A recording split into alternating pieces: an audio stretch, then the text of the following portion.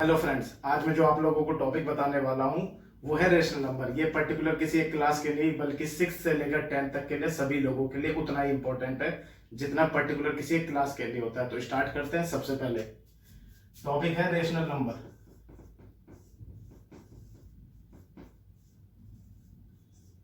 जिसको हिंदी में परिमेय संख्या बोला जाता है। तो सबसे पहले परिमेय संख्या क्या होती है? तो परिमेय संख्या वो होती है जो P अपॉन Q के फॉर्म में लिखी जाती है और इसमें नीचे वाली संख्या कभी जीरो नहीं होती है। अगर हम छोटी क्लासों की बात करें तो परिमेय संख्या को भिन्न भी कहा जाता है, जिसे फ्रैक्शन कहते हैं।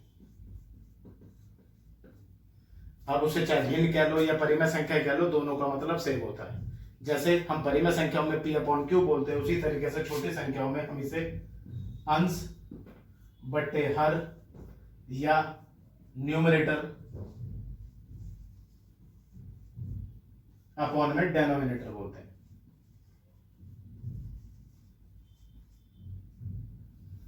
अब सबसे पहली चीजें जो इंपॉर्टेंट है, ये तो क्लियर हुआ कि परिमेय संख्या किसे कहते हैं या फ्रैक्शन या भिन्न किसे कहा जाता है। अब है इनको जोड़ना, इनको घटाना, इनकी मल्टीप्लाई, इनका डिवाइड।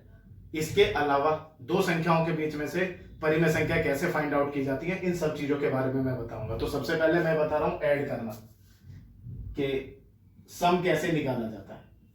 जैसे एग्जांपल के तौर पर एक संख्या है 2/3 प्लस 3/4। तो इस क्वेश्चन में हम सबसे पहले एलसीएम फाइंड करेंगे। तो एलसीएम निकलेगा नीचे दोनों संख्याओं का, 3 और 4 का।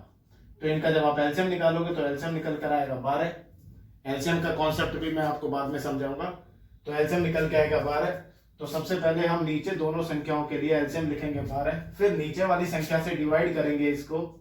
जैसे कि 3 को 12 से डिवाइड करा है तो आया 4, तो 2 की मल्टीप्लाई 4 से, प्लस फिर 4 से डिवाइड करेंगे 12 को तो आएगा 3, तो 3 की मल्टीप्लाई 3 से। इसके बाद 2 चौक 8, 3 तिया 9 बट्टे 12, 9 8 17 बट्टे 12। ये कॉन्सेप्ट जो सम का है, ऐड करने का है, सेम इसी कॉन्सेप्ट से हम सब्ट्रैक्शन भी करते हैं। इसके अलावा जो दूसरे फ्रैक्शंस होते हैं परिमेय संख्या या रेशनल नंबर जिन्हें बोलते हैं, वो होते हैं सेम डेनोमिनेटर के, जैसे 2/3 और 7/3। तो जिस कंडीशन में नीचे का डेनोमिनेटर दोनों सेम होते हैं उसमें हम कोई एलसीएम नहीं निकालते हैं, डायरेक्टली नीचे जो संख्या है उसको एक बार लिखकर और ऊपर वाली दोनों संख्याओं को डायरेक्टली जोड़ देते हैं। जैसे 9/3, अगर ये कटता है तो इसे काट दो, नहीं कटता तो इसे छोड़ देना। तो ये रहा जब फ्रैक्शन अलग अलग थे, डेनोमिनेटर अलग था, और ये जब डेनोमिनेटर दोनों के दोनों सेम हो गए। ठीक है, अब इसके बाद करते हैं मल्टीप्लाई की। मल्टीप्लाई के लिए कोई अलग से नियम नहीं है। मल्टीप्लाई में सीधा सीधा होता है, ऊपर वाली संख्या की मल्टीप्लाई ऊपर से और नीचे वाली संख्या की मल्टीप्लाई नीचे से कर देते हैं। जैसे एग्जांपल के तौर पर हम बात करते हैं इन मल्टीप्लाई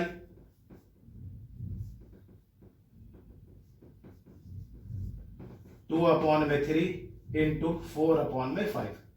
तो सामने सामने मल्टीप्लाई, इसके मल्टीप्लाई से 2 4 8 और 5 3 15। ये मल्टीप्लाई की कंडीशन है। अब एक लास्ट टॉपिक है और वो है इंपॉर्टेंट। बहुत लोगों को इसके बारे में जानकारी नहीं है कि भाई हम कई बार रेशनल नंबर को डिवाइड करते हैं तो उसे डिवाइड करने का क्या तरीका होता है। तो डिवाइड में भी कोई घबराने की आवश्यकता नहीं है। सिंपल सा कॉन्सेप्ट है कि जो संख्या डिवाइड के बाद होगी, जैसे एग्जांपल के तौर पर मैं यहां लिख रहा हूं डिवाइड के 4/5 डिवाइडेड बाय 4/9। तो इस कंडीशन में होगा क्या कि आप पहली संख्या को रिमेन लिखेंगे सेम, और जो डिवाइड की जगह मल्टीप्लाई का सिंबल लगाकर बाद वाली इस वैल्यू को रेसिप्रोकल कर देंगे। तो जो कटता है उसे काट देना, वैल्यू आ जाएगी 9/5। तो ये है चारों चीजें। सम, जिस तरीके से हम सम को करते हैं रेशनल नंबर, उसी तरीके से एलसीएम निकालकर सब्ट्रैक्शन किया जा सकता है। मल्टीप्लाई का फॉर्मेट ये है, डिवाइड का फॉर्मेट ये है। इसके अलावा रेशनल नंबर में कुछ और भी टॉपिक्स हैं, उनको मैं आपके साथ कल शेयर करूंगा। Thank you.